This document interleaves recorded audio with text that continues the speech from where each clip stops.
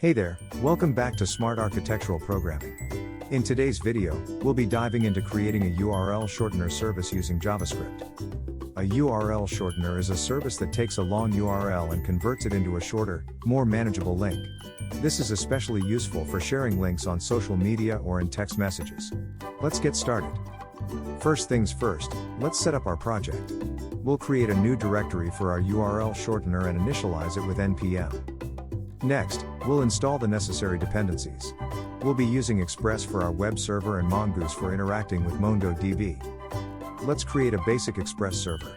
We'll create a file called server.js and set up our Express application.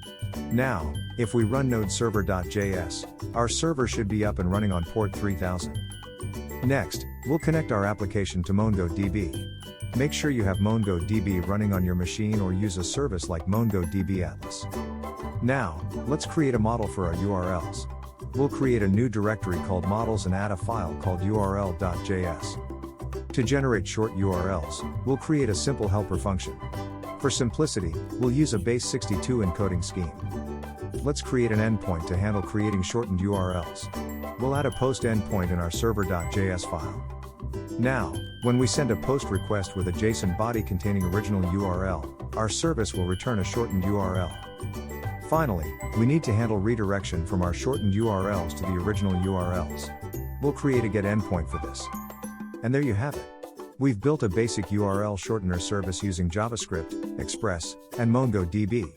To summarize, we set up our project, connected to MongoDB, created a URL model, generated short URLs, and handled redirection.